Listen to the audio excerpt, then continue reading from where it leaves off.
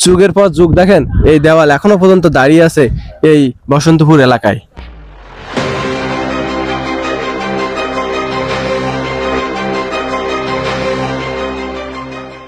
আসসালামু আলাইকুম বন্ধুরা, আজ আমি চলে এসেছি সাতক্ষীরা জেলার কালীগঞ্জ থানার সেই অনেক পুরানো সেই জমিদার বাড়িতে।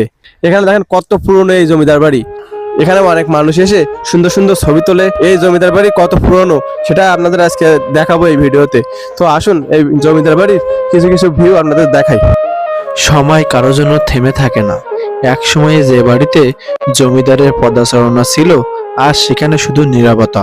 সাতক্ষীরা জেলার কালীগঞ্জ থানার বসন্তপুর গ্রামের এই জমিদার বাড়িটি আজ ভাঙা জীর্ণ, কিন্তু প্রতিটা দেওয়াল এখানে বয়ে বেড়াচ্ছে ইতিহাসের ভার। কখনো এই বাড়িতে হাসি ছিল, আলো ছিল, ক্ষমতা ছিল, আজ শুধুই স্মৃতি। তবুও এই বাড়ি আমাদের শেখায় সময় সবকিছু বদলায়, কিন্তু ইতিহাস কখনো মরে না। দেখেন বন্ধুরা, যুগের পর যুগ দাঁড়িয়ে আছে এই জমিদার বাড়ি। দেখেন কত পুরনো কত পুরনো এই স্থাপত্য। অনেকে আসে এখানে, এসে অনেকে ছবি তোলে, অনেকে এখানে আসে তার পরিবারের সাথে কিছু না কিছু সময় কাটানোর জন্য। আসসালামু আলাইকুম ভাই। ওয়ালাইকুম আসসালাম। আপনারা যে এখানে ঘুরতে এসেছেন? জি। সবাই মিলে ঘুরতে এসেছেন না? জি। মানে এখানে কি রেগুলার আসেন না মাঝে মধ্যে আসা হয়? মাঝে মধ্যে। মাঝে মধ্যে আসা হয়। জি। এখানে এসে অনেকে এসে এখানে দেখি ছবি তোলে, অনেকে এ করে। এই জমিদার বাড়িটা কতদিনের পুরনো বা কতদিনের স্থাপত্য জানা আছে? না ভাই, এটা তো জানি না। আপনাদের বাসা কোথায়? উকসা গোবিন্দপুর। উৎসা গোবিন্দপুর। ওখান থেকে এসেছেন এখানে ঘুরতে? জি। এই বাড়ির দেওয়ালগুলো আজও দাঁড়িয়ে আছে, কিন্তু যে মানুষটার জন্য এই বাড়ি তৈরি হয়েছিল তার নাম কেউ নিশ্চিত করে বলতে পারে না। আশ্চর্যের বিষয় হলো আজ তার নাম নেই, পরিচয় নেই, শুধু রয়ে গেছে এই নীরব বাড়িটা। এই বসন্তপুর এলাকায় এই জমিদার বাড়ি এলাকার ঐতিহ্য হয়ে এখনো পর্যন্ত দাঁড়িয়ে আছে।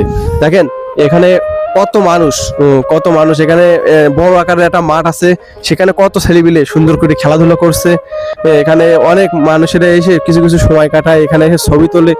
আর এখানের যে পরিবেশ, এই পরিবেশ সম্পর্কে আপনারা এখানে যদি না আসেন বুঝতেই পারবেন না যে আসলে জায়গাটা কত সুন্দর, কত মনোরম। বন্ধুরা দেখেন, এখানে শুধু এই জমিদার বাড়ি ঘুরতে আসে তা নয়, এখানে অনেক বড় জায়গা, অনেক বড় এরিয়া। এখানে অনেকে আসে পরিবার পরিজনের সাথে সময় কাটাতে।